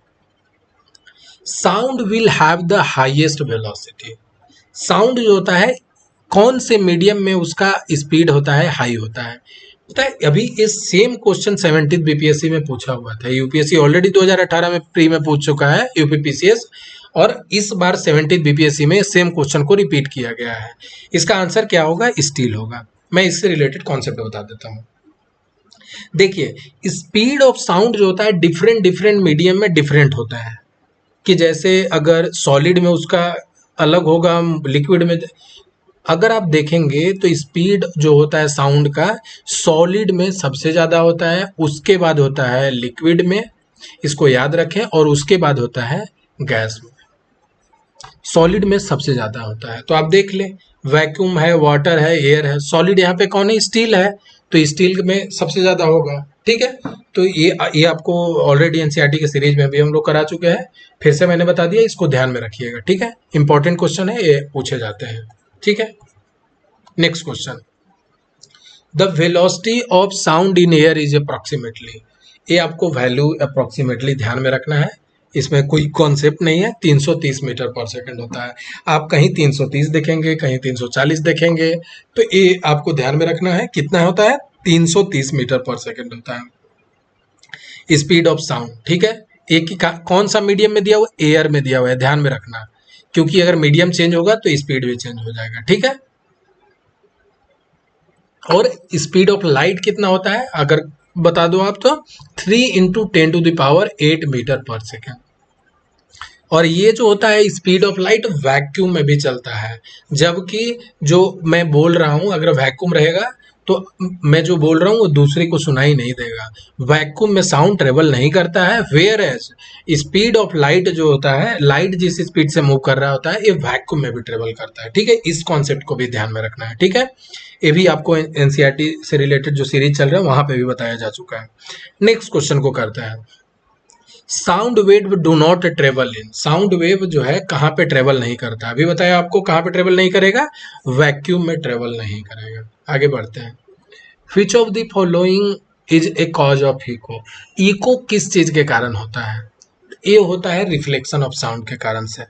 देखिए ये सब रिलेटेड कॉन्सेप्ट बता चुका हूं, लेकिन फिर भी बहुत बच्चे नहीं देखे होते हैं, इसके कारण से मैं रिपीट कर देता हूं यहाँ पे। इससे रिलेटेड न्यूमेरिकल भी कराया हूं, तो मैं तो सजेस्ट करूंगा कि आप एनसीईआरटी की सीरीज जरूर देखें। फिर भी बता देता हूं, अगर कोई एक इंसान है, अगर इंसान के कान पे जो आवाज जो ब्रेन प्रोसेस करता है ये 0.1 सेकेंड तक रहता है। अगर कोई साउंड है और 0.1 सेकेंड के अंदर में टकरा के आ गया, कि जैसे किसी ने बोला और टकरा के आ गया यहाँ पे, ठीक है, तो ये एक ही साउंड सुनेगा। अगर 0.1 सेकेंड के बाद वो साउंड टकरा के लौटता है, इसी कारण से हम क्या सुनते हैं, इको सुनते हैं। जैसे मैं एक बता दूं कि अगर ये पहाड़ है, आप यहाँ पे बैठे हुए हो, ठीक है, आप बैठे हुए हो और चिल्ला रहे हो यहाँ पे, तो आप जो बोल रहे हो ये साउंड गया यहाँ पे और यहाँ से टकरा करके आया लौट के, ठीक है। अभी जब ये लौट के आया तो अभी इसको ये साउंड को जाने में यहाँ से और लौट के आने में लेटर से जूम की लग गए 0.15 सेकेंड। तो ये 0.1 सेकेंड तक एक साउंड को कान सुन पाता है, उसको प्रोसेस करता है। और ये 0.15 सेकेंड के बाद अगर कोई आ रहा है, इसका मतलब कि जो खुद आपने बोला ये दोबारा सुनाई देगा आपको। इसी को हम लोग बोलते हैं इको, ठीक है। आई होप ये चीज आपको समझ में आया होगा, ठीक है। अब बता रहा हूं आपको। अब नेक्स्ट क्वेश्चन को करते हैं। To hear the clear echo the minimum distance between the reflecting surface and the observer should be, ये होता है आपको 16.5 मीटर। ये आपको अगेन क्लास में करा चुका हूँ, ठीक है।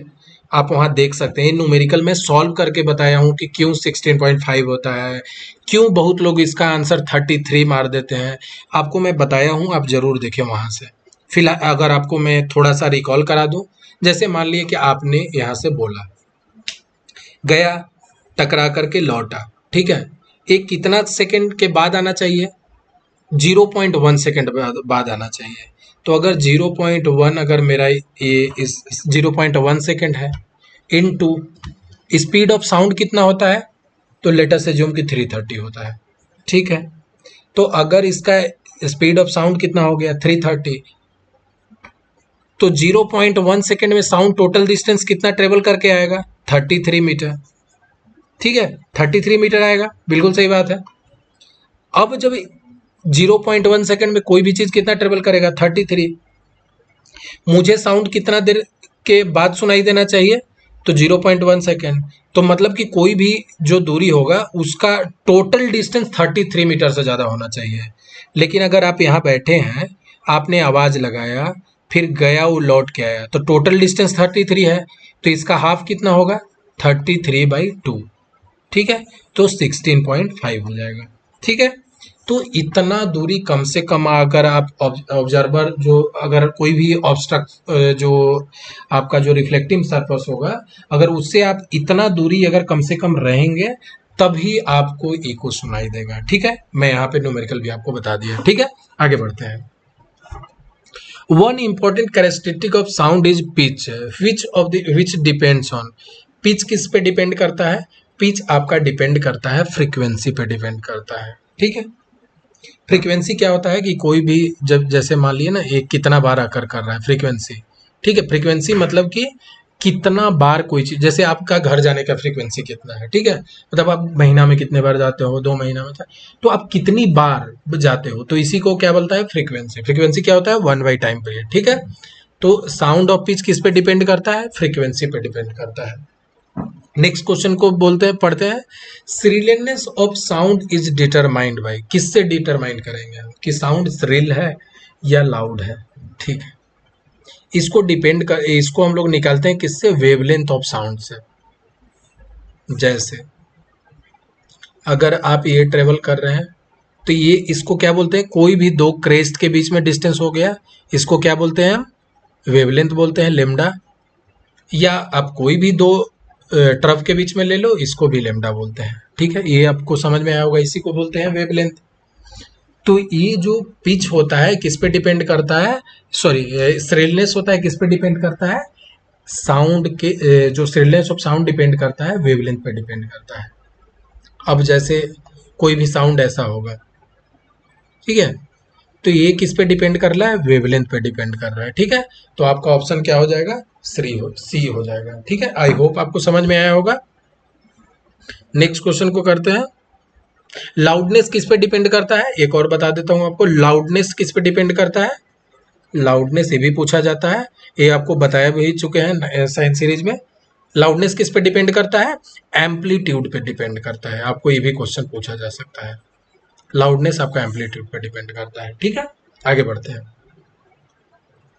Next question, two astronaut can not hear each other on moon surface because, क्यों नहीं सुन पाते हैं, because no atmosphere on the moon. और साउंड को ट्रेवल करने के लिए क्या होता है, कोई न कोई मीडियम का रिक्वायरमेंट होता ही होता है, जैसे कि मैंने बताया है आपको, ठीक है। तो साउंड को ट्रेवल करने के लिए कोई ना कोई मीडियम रिक्वायर्ड है। साउंड वैक्यूम में ट्रेवल नहीं करता है। और आप मून पे क्या है, मून पे आपको वहां पे एटमोस्फेयर नहीं मिलता है, ठीक है। आगे बढ़ते हैं नेक्स्ट क्वेश्चन की ओर। Consider the following statement about the ultrasonic wave. Ultrasonic wave, ठीक है, इस अल्ट्रासोनिक वेव के बारे में कुछ चीजें दिए हुए हैं। They can destroy the insect, बिल्कुल सही बात है भाई, उसके पास इतना पावर होता है अल्ट्रासोनिक वेव में कि ये उसको डिस्ट्रॉय कर सकता है। They can clean the clothes by removing the dust, बिल्कुल सही बात है। जो कहीं पे जो संकीर्ण जगह होता है वहां पे हम लोग इसको यूज करते हैं, जहां पे हम लोग मैनुअली पहुंच नहीं पाए। This can be use to treat disease, ultrasonic, हाँ बिल्कुल, जैसे फीटस होता है उसको, उसका ग्रोथ का स्टडी करने के लिए यूज होता है। आपने सुना भी होगा आसपास में कि किसी ने अल्ट्रासाउंड टेस्ट कराया है, ठीक है, तो अल्ट्रासाउंड किसी ने कराया है, तो ये अल्ट्रासोनिक उसी की बात हो रही है। They can control the automatic drop, बिल्कुल ये भी ऑप्शन सही है। ये चारों, ठीक है, ये चारों जो ऑप्शन आपको दिए हुए हैं, कहाँ से दिए हुए हैं, एनसीईआरटी से दिए हुए हैं। एनसीईआरटी में सेम टू सेम कॉन्सेप्ट दिया हुआ है, वहां पे हम पढ़ाए भी हैं इसको, ठीक है। तो ये चारों ऑप्शन करेक्ट है। नेक्स्ट क्वेश्चन की ओर जाते हैं। Ultrasonic are sound wave frequency, उसके बारे में दिया हुआ है। अल्ट्रासोनिक किसको बोलते हैं, जैसे देखिए आपको मैं बता दूं, जो ह्यूमन होता है वो कितना के कितना बीच में, ये सब आपको बताया जा चुका है, फिर भी मैं बता रहा हूँ, 20,000 हर्ज, ठीक है। 20 हर्ज से 20,000 हर्ज तक इतना ह्यूमन सुन सकता है, नॉर्मल ह्यूमन। बच्चे थोड़ा ज्यादा सुन सकते हैं, 25 हर्ज तक सुन लेते हैं, ठीक है, 25 किलो हर्ज तक सुन लेते हैं। तो आप इस चीज को भी ध्यान रखिएगा, ठीक है। आपको करा, जो बच्चे जो होते हैं, चाइल्ड कितना तक सुन लेते हैं, चाइल्ड का लिमिट होता है, ये जो 20,000 है, 25,000, मतलब 25 किलो हर्ज तक, ठीक है। यहाँ पे चमगादड़ कितना सुन सकता है, आपका बैट कितना, सॉरी बैट सुन सकता है कितना, और डिफरेंट डिफरेंट जो एनिमल होते हैं उनके बारे में भी बताया है, डॉग के बारे में भी बताया है आपको। ये जो एनसीईआरटी सीरीज में मैंने डिफरेंट डिफरेंट जो जितने भी होते हैं सब कंप्लीट कवर कराया है। What is the Audible range of human, human कितना साउंड सुन सकता है, तो ये आपको मैंने क्या बोला, अल्ट्रासोनिक क्या होता है, 20,000 ग्रेटर देन 20,000। और जब what is the Audible range, अभी आपको मैंने क्या बताया, ह्यूमन 20 से 20,000 हर्ट्ज तक सुनते हैं, ऑप्शन ये हो जाएगा, ठीक है। आगे बढ़ते हैं। एक होता है स्टेथोस्कोप। स्टेथोस्कोप क्या होता है कि जो डॉक्टर जो कान में लगा करके हार्ट बीट जो चेक करते हैं उसी को स्टेथोस्कोप बोलते हैं। Of the sound of the patient heart beat reaches the doctor ear by, एक किस चीज से पहुंचता है, मल्टीपल रिफ्लेक्शन ऑफ साउंड से। ठीक है, ये सब क्वेश्चन एनसीईआरटी में ऑलरेडी दिए हुए हैं और कराए जा चुके हैं। फिर से मैं बता दूं कि जैसे यहाँ पे ये दिया हुआ है स्टेथोस्कोप हो गया, यहाँ पे कुछ इस टाइप का रहता है, ये डॉक्टर लगाते हैं इसको, और यहाँ पे रहता है 2 कान में चला जाता है। आई होप मेरे ड्राइंग को आप बेयर कर लेंगे, वो बहुत गंदी है बट ठीक है। ये आपको हो गया, यहाँ पे फ्री हैंड बनाने में यहाँ थोड़ा प्रॉब्लम होता है इस पे। तो ये जो कान में डॉक्टर लगा लिया और ये हार्ट बीट में इससे चेक करता है, ठीक है। तो एक क्या होता है कि जब साउंड इसमें आता है ना, यहाँ से हार्ट ये इसको रिसीव किया साउंड को, इसमें जब ट्रेवल कर रहा होता है तो क्या होता है, मल्टीपल रिफ्लेक्शन होता है। अगर मैं इसको बड़ा बनाऊं तो जब साउंड इससे अंदर गया, साउंड यहाँ से टकरा रहा होता है, टकराते टकराते टकराते ये साउंड को क्या एक पाइप के थ्रू ले जाया जाता है और वो कान से कनेक्टेड होता है। इसको क्या बोलते हैं, मल्टीपल रिफ्लेक्शन ऑफ साउंड। ये आपको कंप्लीट बताया है। Which of the following rays waves are used to know the growth of fetus? अभी मैं पिछले क्लास में पिछले क्वेश्चन में बताया किससे डेवलप करते हैं, अल्ट्रासोनिक वेव। आपने सुना भी होगा कि किसी ने अल्ट्रासाउंड कराया, ठीक है। आगे बढ़ते हैं। Bat can fly during the dark night and also prey, ठीक है। प्रे क्या होता है, प्रे होता है कि जो शिकार होता है उसको प्रे बोलते हैं, ठीक है, इंग्लिश में उसको प्रे बोलते हैं। Bat can fly during the dark, अब बोल रहा है कि जो चमगादड़ होता है वो रात में ट्रेवल भी कर लेता है और शिकार भी कर लेता है, तो उसको दिखते कैसे हैं, तो वो क्या करता है, जो चमगादड़ होता है ना वो रात में जब ट्रेवल करता है तो इसमें क्या होता है, वो इसके अल्ट्रासोनिक साउंड को रिलीज करता है। अब अल्ट्रासोनिक साउंड यहाँ से ट्रेवल किया, अब जैसे मान लिए कि एक कीड़ा है, यहाँ पे छोटा सा कीड़ा है, अब कीड़ा से ये साउंड टकराएगा और फिर ये लौट के जाएगा और ये चमगादड़ इसको प्रोसेस करेगा और ये जो क्या करेगा, वो डिस्टेंस को कैलकुलेट करेगा कि कितना दूर मेरा प्रे है, ठीक है। तो वहां से पता चल जाता है कि कितना दूर इसका प्रे है, और एक बार अगर उसका प्रे पता चल गया कि कितना दूर है तो फिर उसके लिए क्या होता है, इजी हो जाता है उसको प्रे करना, उसको क्या करना, शिकार करना, ठीक है। तो यहाँ से वो उस चीज को पकड़ लेता है। तो they produce the ultrasonic wave and guided by them, ठीक है, बिल्कुल सही बात है। क्या करता है, अल्ट्रासोनिक वेव को रिलीज किया तो वो जाके, अगर मान लीजिए सामने वॉल है, वॉल से टकरा के आ गया तो ये इसको पता चल गया कि यहाँ पे कुछ ऑब्जेक्ट है तो नहीं जाएगा यहाँ पे। तो बैट जो है ऐसे ही फंक्शन करते हैं। आगे बढ़ते हैं नेक्स्ट क्वेश्चन की ओर। Decibel unit is use to measure the, decibel से हम लोग क्या बोलते हैं, इंटेंसिटी ऑफ साउंड को मेजर करते हैं। कि क्या मेजर करते हैं, इंटेंसिटी ऑफ साउंड। ध्यान में रखना है आपको, आपने सुना भी होगा कि इतना डेसिबल साउंड से अगर आप ज़्यादा रात को गाना बजाएंगे तो अलाउड नहीं है, ठीक है।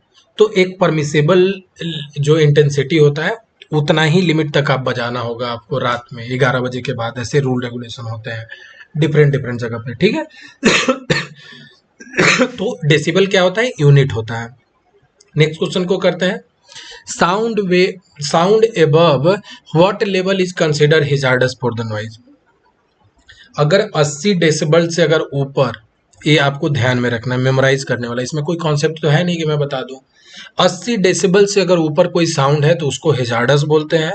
वो कहीं ना कहीं नॉइज पोल्यूशन के कैटेगरी में आता है। अगर आप 80 डेसिबल का साउंड कहीं जनरेट कर रहे हैं, that means you are generating the noise, ठीक है। अब W health organisation, world health organisation जो होता है वो क्या बोलता है, safe noise level of the city कितना बोलता है, 45 डेसिबल होना चाहिए। आप देख लीजिए कि इंडिया में अलग अलग सिटी में कितना डेसिबल ऑफ साउंड प्रोड्यूस करते हैं। आप एक बार गूगल सर्च करिएगा, आप एक्सप्लोर करिए, you will get to know very interesting thing, ठीक है। तो यहाँ पे क्या हो गया, 45 जो है WHO बोलता है कि 45 डेसिबल होना चाहिए, ठीक है। और नॉइज कितना तक कंसिडर करते हैं, 80 डेसिबल तक। 80 डेसिबल से ऊपर हो गया तो नॉइज हो गया, और सेफ और अच्छा, या बोलते हैं कि जहाँ पे सेफ नॉइज लेवल कितना होना चाहिए, 45, ठीक है। 80 के ऊपर तो बिल्कुल नहीं जाना है क्योंकि आपके कान के लिए बहुत डेंजरस होता है। आगे बढ़ते हैं। Loudness of the sound is measure in terms of the following amplitude. पीछे क्वेश्चन में आपको बताया, यहाँ पे जहाँ पे आपको क्या बता रहा था, ये आपको यहाँ पे मैंने बताया लाउडनेस किस पे डिपेंड करता है, एम्पलीट्यूड पे, ठीक है। तो अब नेक्स्ट क्वेश्चन को करते हैं। A worker was working on the rail track and a boy eight A distance hold the year near the rail track, the boy was able to hear the sound of blow of workman twice. ठीक है, this is because अब क्या था कि जो worker था, worker जो work कर रहा था वहां पे रेल ट्रैक पे, सॉरी फॉर द डिस्टर्बेंस, कुछ आवाज यहाँ पे जनरेट हो रहा है, तो I hope you will bear with me, just I need your cooperation. तो वर्कर क्या है कि रेल ट्रैक है। अभी मैंने क्या बताया आपको कि स्पीड ऑफ साउंड जो होता है क्या होता है, स्पीड ऑफ साउंड जो होता है सॉलिड में क्या होता है, ज्यादा होता है। स्पीड ऑफ साउंड सॉलिड में ज्यादा होता है, लिक्विड में कम होता है, और गैस में क्या होता है, उससे कम होता है। ठीक है, तो अब ऑप्शन को देख लेते हैं। The speed of sound is greater in steel than air, बिल्कुल सही बात है। अभी आपको मैंने बताया कि स्पीड ऑफ साउंड क्या होता है, स्टील में सॉलिड में ज्यादा होता है। ठीक है, तो इसी कारण से the boy was able to hear the sound of the blow of the workman twice. क्या हो रहा था कि जो वर्कमैन यहाँ पे हथौड़े मार रहा था, एक बार तो साउंड यहाँ से ट्रेवल कर रहा था, जो हवा से ट्रेवल किया, और एक जो क्या किया कि ये सॉलिड में ट्रेवल करके, और वो बंदा यहाँ कान लगा के बैठा हुआ था। तो एक तो जल्दी से साउंड, क्योंकि जो ए स्टील में ट्रेवल करके आए वो जल्दी आया होगा, पहले सुना होगा, उसके बाद जो साउंड हवा से ट्रेवल करके आया होगा दोबारा सुना होगा। तो ये जो इंसान यहाँ बैठा है ये दो बार साउंड को सुन रहा है। ठीक है, कौन सा दो साउंड सुन रहा है, एक जो हवा से ट्रेवल होके आया है और एक जो स्टील जो रेल के पटरी के थ्रू आया। और रेल का पटरी वाला आवाज कौन सा पहले सुना होगा, रेल का पटरी वाला। ये भी क्वेश्चन पूछा जा सकता है कि कौन सा किससे जल्दी आएगा। ठीक है, आई होप सबको समझ में आएगा, तो ऑप्शन ए यहाँ पे करेक्ट हो जाएगा। नेक्स्ट क्वेश्चन को करते हैं। बिफोर प्लेइंग द ऑर्केस्ट्रा, जब ऑर्केस्ट्रा में म्यूजिकल कॉन्सर्ट कहीं हो रहा है तो वहां पे क्या होता है, जो सिटारिस्ट होता है try to adjust the tension and plug the string suitably. तो अब जैसे मान लिए कि आप अगर कॉन्सर्ट में जाएंगे तो जो म्यूजिक पहले जब स्टार्ट हो रहा होता है तो उसके पहले जो सितारिस्ट होगा वो क्या करेगा अपने जो सितार में जो जो वायर होते हैं उसको क्या कर रहे होते हैं, एडजस्ट कर रहे होते हैं। क्या एडजस्ट क्यों कर रहे होते हैं, वो जो अदर इंस्ट्रूमेंट वहां पे बजने वाले हैं उसके फ्रीक्वेंसी से मैच कर रहे होते हैं सॉरी, तो अदर फ्रीक्वेंसी से मैच कर रहे होते हैं, जिसके कारण से क्या होता है, साउंड का क्वालिटी बेटर आता है और एक ट्यूनिंग अच्छा होता है। The frequency of the sitar string with the frequency of the other musical instrument, तो उसको क्या कर रहा था, एडजस्ट कर रहा होता है। ठीक है, आई होप सबको समझ में आया होगा। when the same tone is played on the sitar and flute, same tone आप प्ले कर रहे हैं, then the sound produced can be distinguished from each other because the difference in किस तरह के, किस चीज के डिफरेंस के कारण होते हैं, क्वालिटी के कारण से आप डिफरेंस करेंगे। ठीक है, आप इस चीज को अब मैं बता देता हूं थोड़ा एक बार फिर से।